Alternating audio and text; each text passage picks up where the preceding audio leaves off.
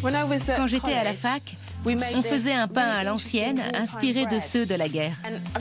J'ai fait quelques recherches et j'ai même commandé un livre sur Internet à ce sujet.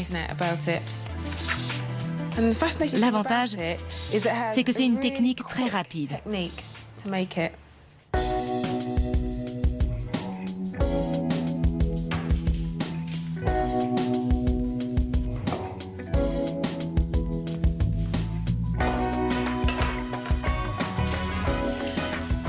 La plupart des gens ne font pas leur pain eux-mêmes parce qu'ils se disent « Oh, c'est trop contraignant ». Mais l'avantage de ce pain rustique, c'est qu'il se fait sans pétrissage. Je commence par tamiser la farine complète. Il en faut 225 grammes. Elle contient des petites graines qu'on récupère après tamisage et qu'on pourra saupoudrer sur le pain avant cuisson. Ce sera très joli. Inutile de tamiser la farine de blé dur. J'en mets aussi 225 grammes. Pourquoi faire moitié-moitié? Parce que c'est un pain très diététique. Si on ne mettait que la farine complète, il serait très lourd, très compact. La farine blanche lui donne un peu de légèreté. 7 grammes de levure sèche instantanée. Le sel est l'un des ingrédients clés. C'est ce qui peut faire la différence entre un pain réussi et un pain raté. Je mets une cuillerée à café de sel, du sel de table ordinaire. Je mélange et je creuse un puits. Puis, j'ajoute 30 centilitres d'eau tiède pour favoriser l'action de la levure. J'ajoute l'équivalent d'une cuillerée de miel. On peut le remplacer par du sucre roux ou du sucre en poudre. C'est juste pour adoucir un peu le goût. C'est une pâte assez collante. Mais je dis toujours que pour le pain, plus elle est humide, mieux c'est. Avec une pâte humide, vous aurez un pain bien levé et une mie moelleuse. C'est mélangé. Je me passe de la farine sur les mains. Je sors la pâte du saladier. La farine l'empêche de coller. Je ne vais pas pétrir, mais juste la façonner. Je ramène les bords vers le centre. J'appuie un peu et je la roule doucement pour obtenir une surface bien lisse. Je la retourne et je forme une jolie boule. Je la mets directement sur la plaque sans farine ni beurre. Il faut laisser lever. Je trouve que le meilleur moyen, c'est de prendre du film étirable et de le vaporiser avec de l'huile végétale. N'importe laquelle. Ça ira. Je sais que certains recouvrent leur pâton avec un torchon humide. Moi, je préfère le film étirable. L'huile empêche la pâte de coller au film.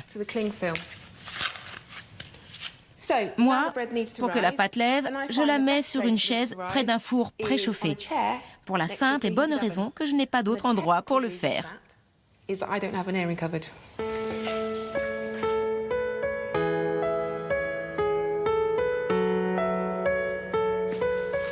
Au bout d'environ une demi-heure, quand elle a doublé de volume, retirez le film plastique. Incisez la surface avec un couteau aiguisé ou une roulette. Ensuite, badigeonnez-la de lait. Moi, j'ajoute les graines qui étaient dans la farine complète. Je mets 10 glaçons dans la lèche frite. Ils créeront de la vapeur qui permettra au pain de lever et d'être bien gonflé avant que la croûte ne durcisse.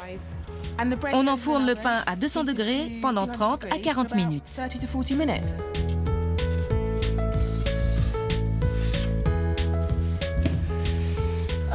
Ma patience est récompensée. Je le laisse refroidir dans le moule et je vais le servir avec du camembert au four et de l'ail rôti. Parfois, quand je rentre du boulot, j'ai la flemme de cuisiner. Le camembert fondu avec de l'ail est extrêmement simple à préparer et c'est un régal. Il vous faut 2 têtes d'ail, pas besoin de les éplucher. Coupez le sommet avec un couteau bien aiguisé parce que c'est dur. Je mets les 2 têtes dans un plat, partie coupée en bas. Une branche de romarin coupée en 2. Je l'ajoute. 2 feuilles de laurier, allez, 3 même, une pincée de gros sel,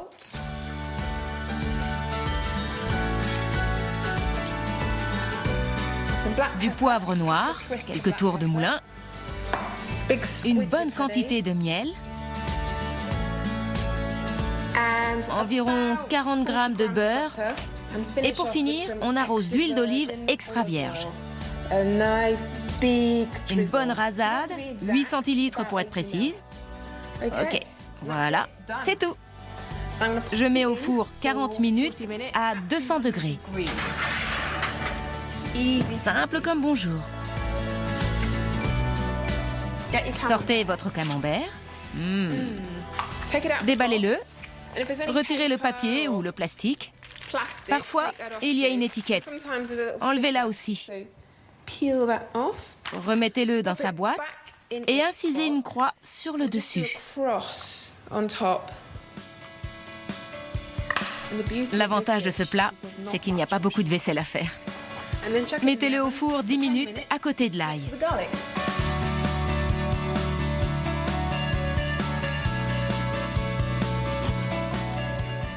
Ça sent bon. Il n'est pas très beau, mais il est délicieux.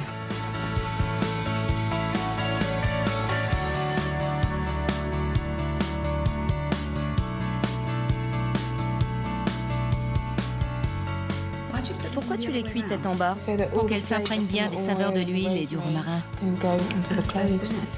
Bon, je goûte.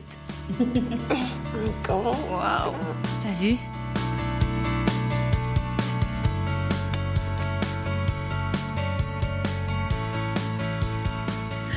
Bon appétit. Bon appétit. C'est démentiel. Un régal, mais pas pour draguer. C'est clair.